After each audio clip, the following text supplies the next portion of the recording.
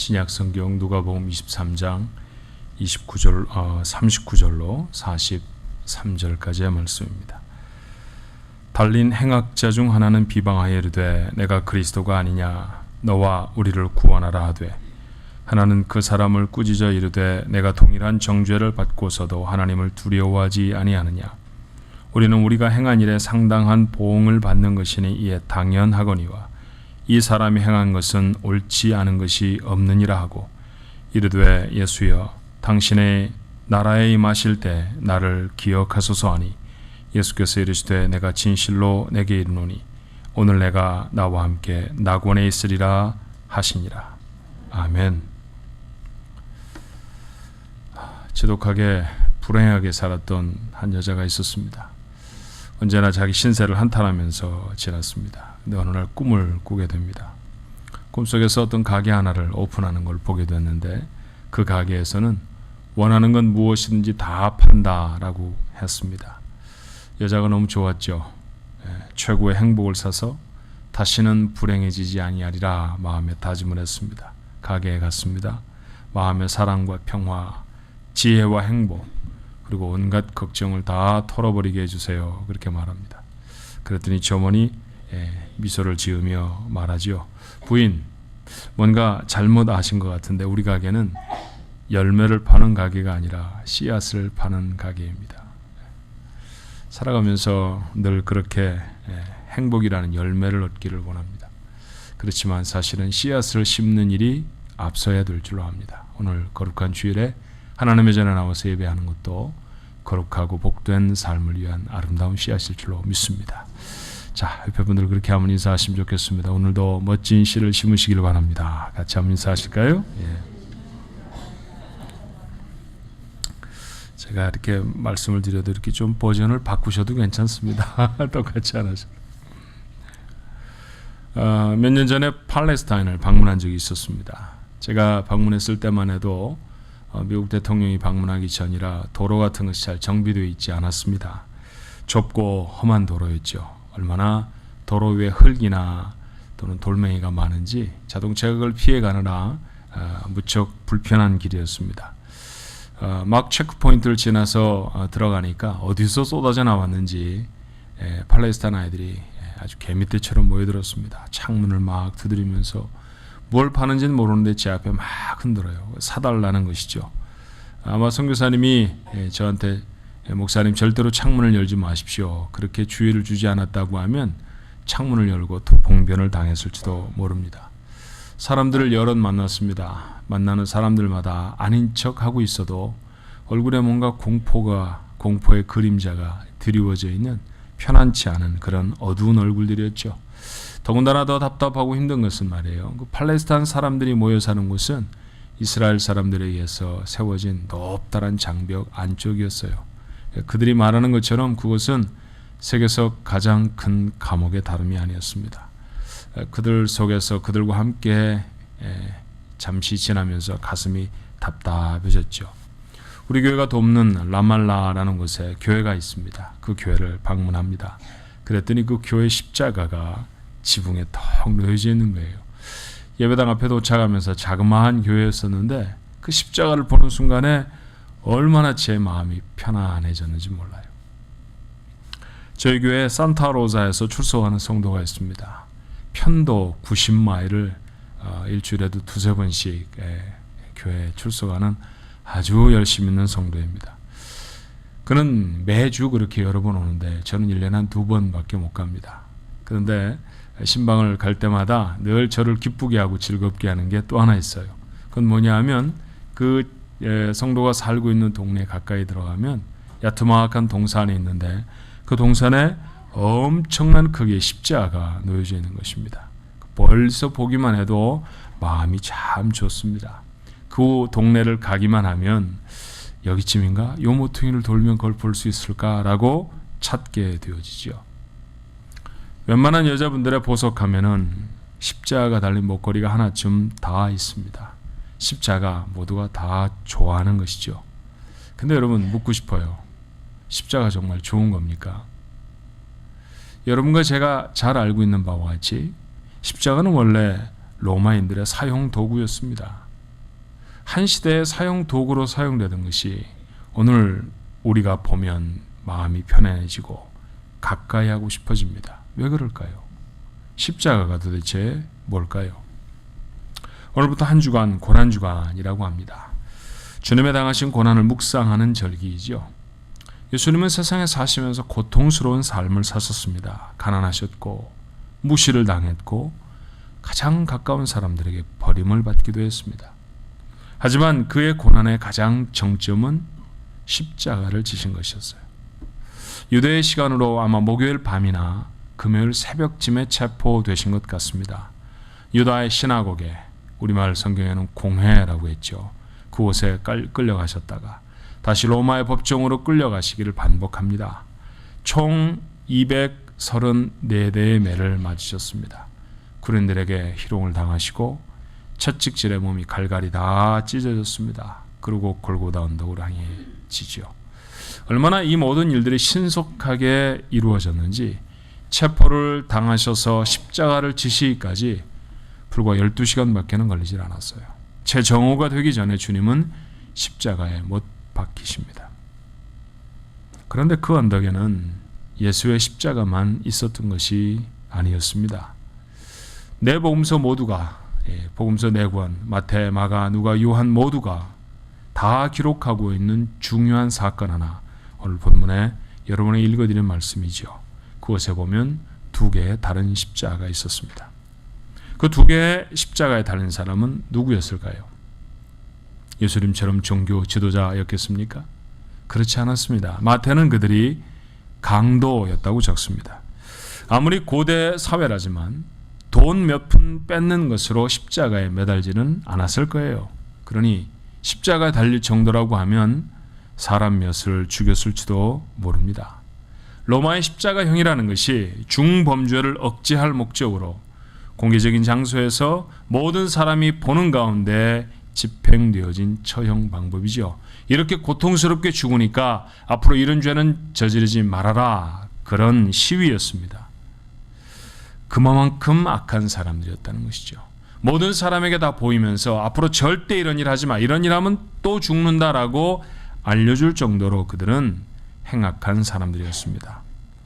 생애의 마지막 순간에도 그들의 악한 모습은 그대로 나타나요. 그것은 다름이 아니라 옆에 매달리신 예수님을 조롱하는 것이었습니다.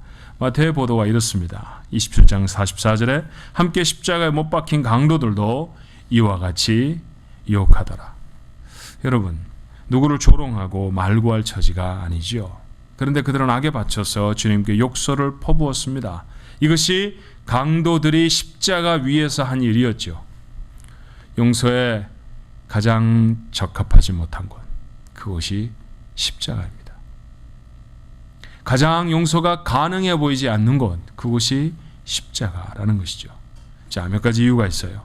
하나는 기회가 없다라는 것이죠.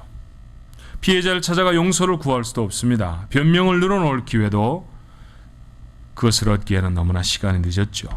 열심히 일해서 누군가가 받았을 피해를 보상해 줄 수 있는 기회도 적어도 십자가 위에는 없습니다. 그렇게 인생의 마지막 자리가 십자가입니다. 가장 부끄럽고 가장 절망적인 자리이죠. 그런데 여러분, 내 복음서 중에 특별히 누가만 한 가지 사건을 우리에게 보고하고 있습니다. 두 강도가 모두 다 주님을 조롱하고 욕한 것은 아니었다라는 것이죠. 그 중에 한 명, 우리가 흔히 우편 강도 그렇게 부르기를 좋아하는 사람인데요. 복음서를 찾아보면 그가 우편에 있었는지 좌편에 있었는지는 정확하지 않습니다. 어떻든 한 강도가 예수님께 고함을 지르는 동료를 나무라면서 이렇게 타일러요. 본문 40절로 41절의 말씀이었죠. 하나는 그 사람을 꾸짖어 이르되 내가 동일한 정죄를 받고서도 하나님을 두려워하지 아니하느냐. 우리는 우리가 행한 일에 상당한 보응을 받는 것이니 이에 당연하거니와 이 사람이 행한 것은 옳지 않은 것이 없느니라. 자, 줄여서 말하면 이런 얘기입니다. 우리는 이렇게 죽임을 받아서 마땅하지만 이 예수는 아무 죄가 없어서 이렇게 죽으셔야 할 분이 아니다라는 것입니다. 놀라운 것은 어떻게 이걸 알았을까요? 알았다고 해도 어떻게 그 절체절명의 순간에 예수님을 변호하고 나섰을까요? 근데 놀라운 것은 그 다음에 한 그의 요청에 있습니다. 42절이죠. 이르되 예수여 당신의 나라에 임하실 때에 나를 기억하소서. 조금은 당돌하고 또 조금은 뻔뻔해 보이기까지 하는 요청입니다. 어쩌자고 자기 할 짓은 다 해놓고 마지막 순간에 자비를 구한단 말입니까? 도무지 누구에게 용서를 받을 수 있는 기회도 없는 자가 어떻게 하나님 앞에 용서해 주십시오, 나를 좀 불쌍히 여겨 주십시오 라고 요청할 수 있단 말입니까? 그런데 정말로 놀라운 것은 주님의 대답이었어요. 43절에 예수께서 이르십니다. 내가 진실로 내게 이르노니 오늘 내가 나와 함께 낙원에 있으리라. 너무 늦었다. 용서를 먼저 구해야 한다. 성경을 한 번이라도 보았느냐? 기도를 한 번이라도 진심으로 해본 적이 있느냐? 주님은 그렇게 반문하지 않으셨습니다. Remember me 라고 하는 강도의 대답에 너는 오늘 나와 함께 낙원에 있는다. 놀라운 선언입니다. 온갖 종류의 비방과 욕설에도 한 말씀도 하지 않으셨던 주님이셨죠. 혀는 말려 들어가고 입술은 타들어 잇몸에 달라붙어 버렸습니다. 한 단어를 뱉어낼 기운도 없어 보이셨습니다. 그런데 주님은 기운을 짜내서 그 강도를 천국으로 초청하십니다. 내가 오늘 나와 함께 낙원에. 얼마나 놀라운 단어들인지 몰라요. 십자가 위에서는 도무지 가능해 보이지 아니하는 말들이죠. 그런데 그렇게 한 강도는 그 마지막 자리에서 구원을 받았습니다. 십자가는 정말 용서받기에는 너무 먼 곳입니까? 아니었습니다. 주님이 함께 져주고 계신 십자가라고 하면 그곳이야말로 구원에서 가장 가까운 곳이라는 것이죠. 생각해보면 정말 그렇습니다. 우선 십자가라는 것은 드러놓고 죄인이라는 것을 모두에게 다 보여주는, 죄인임이 드러난 자리이기 때문입니다. 제가 지금보다는 사뭇 젊었을 때 친구 몇과 감옥을 선교했던 적이 있었습니다. 오케스트라 하나 만들어서 좋은 음악들을 준비해서 감옥에 갔습니다. 음악이 사람들의 마음을 이렇게 편안하고 부드럽게 감싸주는 것 같더라고요. 그래서 잘 다듬어 놓고 제가 그들에게 복음을 전하곤 했었죠. 연주회가 끝나고 그 짧은 음악 예배가 끝난 다음에 재소자들과 만날 수 있는 기회를 종종 얻곤 했어요. 길면 1시간, 짧으면 30분도 채 되지 않는 시간이었습니다. 자, 목사가 그곳에 가서 그들에게 하고 싶었던 일이 무엇일까요? 당신이 구원받았으면 좋겠습니다. 이것 아닙니까? 예, 그런데 그곳에서 그렇게 말씀을 전하면 그 짧은 시간에 정말 복음을 잘 받아들입니다. 이유가 무엇이었을 것 같습니까?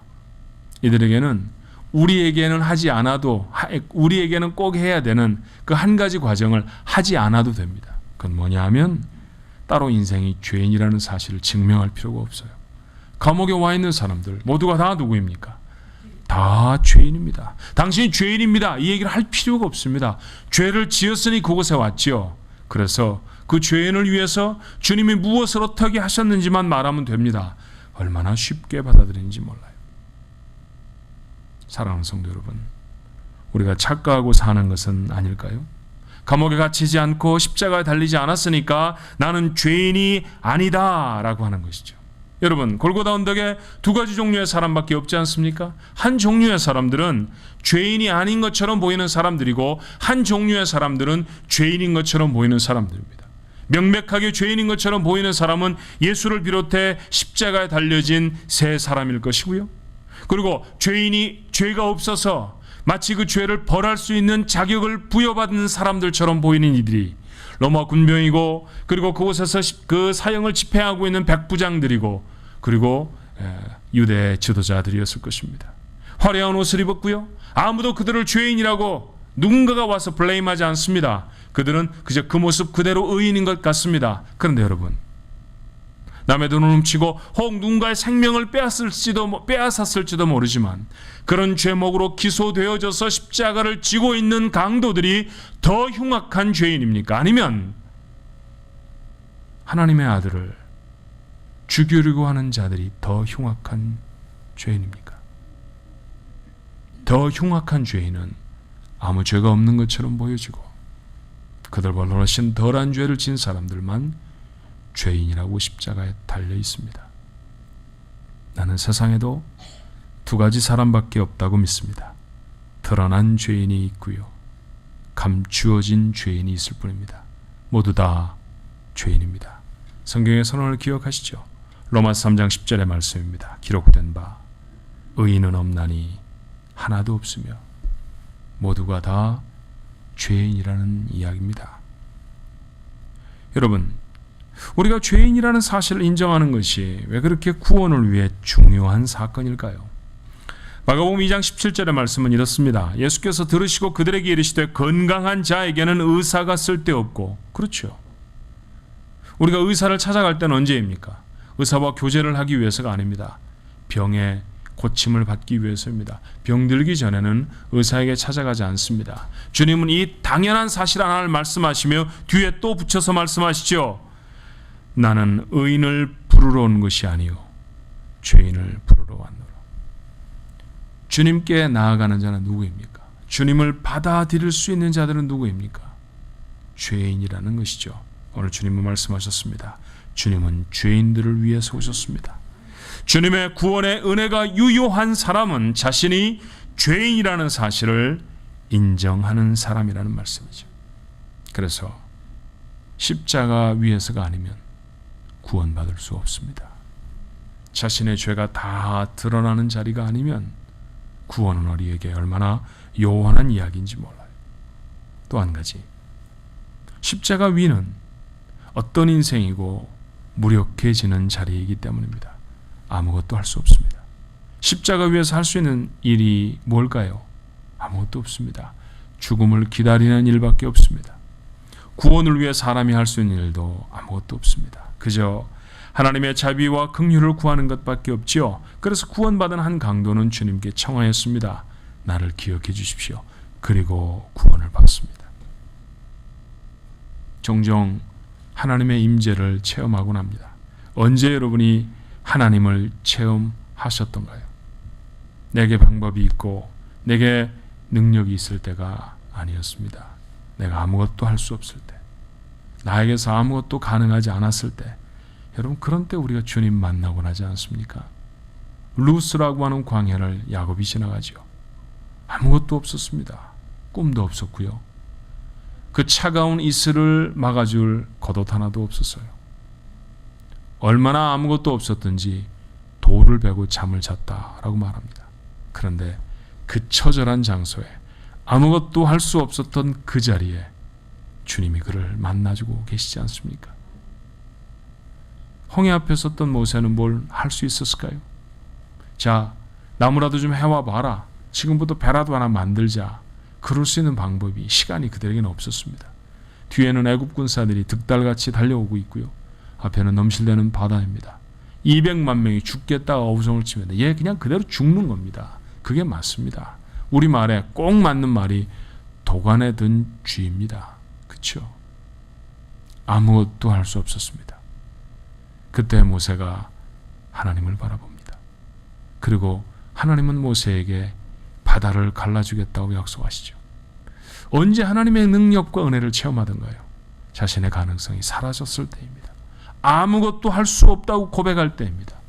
아둘람 굴에 숨어있던 다윗도 마찬가지 아니었나요? 그곳에서 기껏 있었던 것은 그저 전갈이나 독검이나 뭐 그런 것이었을 것입니다.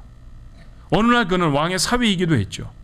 사람들은 모두 다 저 사람 때문에, 저 아이 때문에 우리 민족이 구원을 얻었습니다. 골리앗을 넘어뜨린 사건 때문에 말입니다.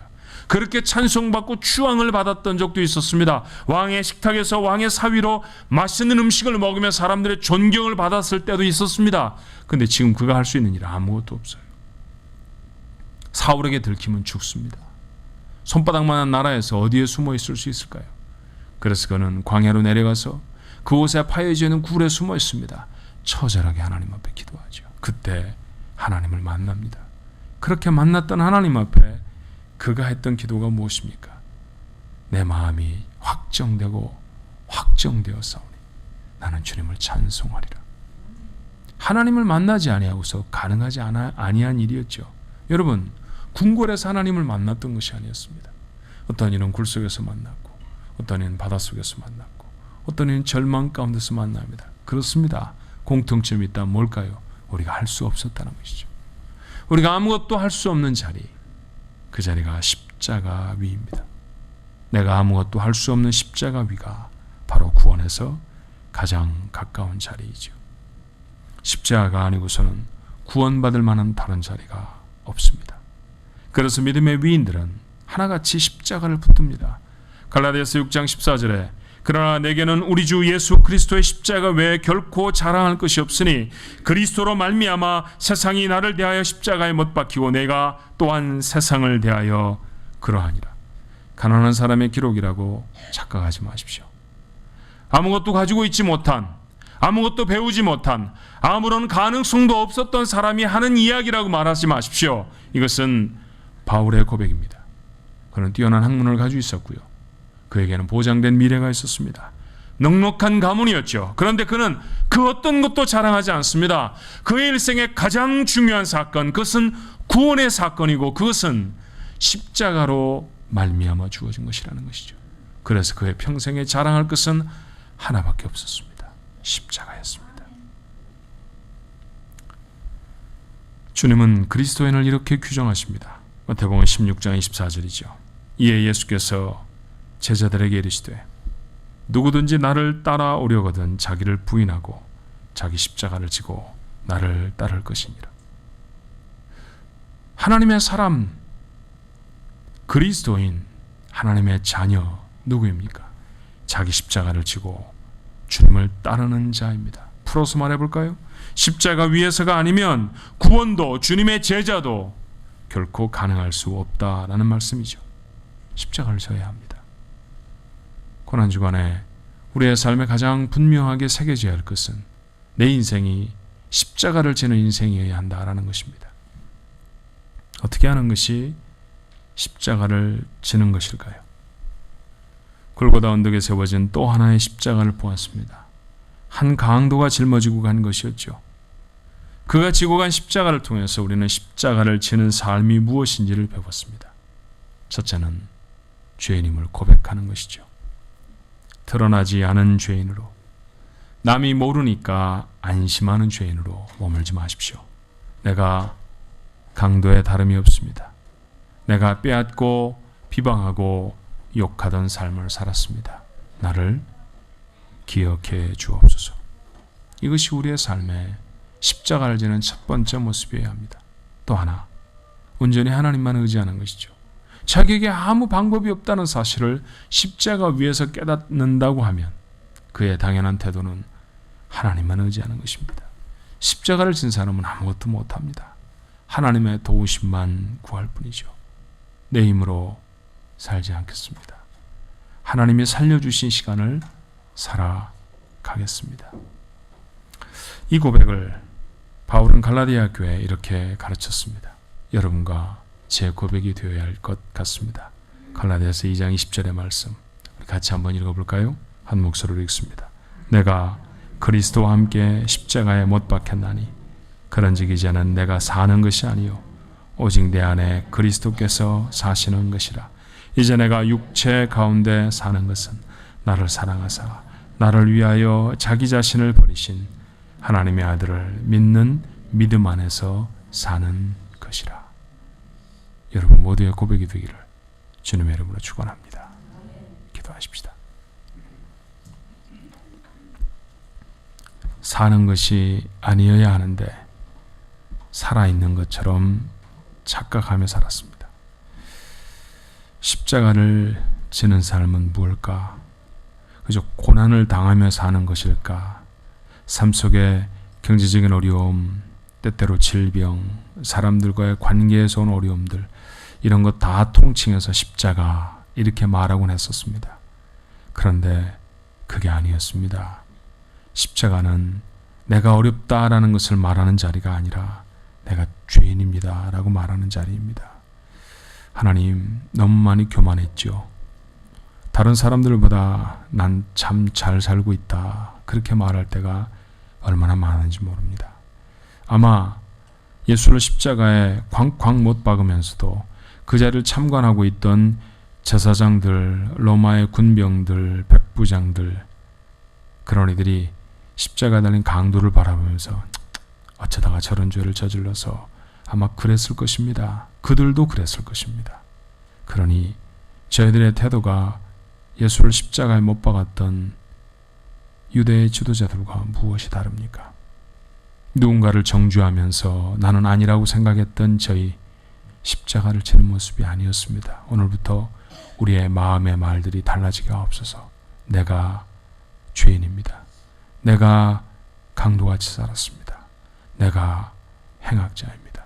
나 때문에 마음 아팠던 사람이 얼마나 많으며 내가 온전치 못한 생각을 담고 하나님 앞에 부끄러운 것은 얼마나 많으며 낱낱이 다 벗겨내시면 부끄러울 수밖에 없는 인생이 나라는 사실을 하나님은 아시는데 가리지 않게 하옵소서. 십자가를 지게 하옵소서. 주님, 십자가를 진 이는 아무것도 할 수가 없었습니다. 그렇습니다. 살아 생각해보면 저희가 할 수 있는 일은 아무것도 없습니다. 코앞에 공기 몇 줌도 내 마음대로 할 수 없는 자들 아닙니까? 그거 없애시면 더 이상 생존할 수 없는 자들인데 하나님 때문에 사는데 내가 똑똑해서 내가 지혜로워서 내가 열심히 일해서 그래서 사는 줄 알았습니다. 하나님 아닙니다. 사는 삶이 아니라 살려진 삶이 되게 해 주옵소서. 나는 십자가에 못 박혔습니다. 이번 고난주간에 십자가에 못 박힌 자신의 삶을 극명하게 발견하게 하시고 하나님 앞에 자신의 삶을 다 내어놓으며 예수를 믿는 그 믿음으로 살겠다고 다짐하는 우리 종한 가족들 되게 하옵소서.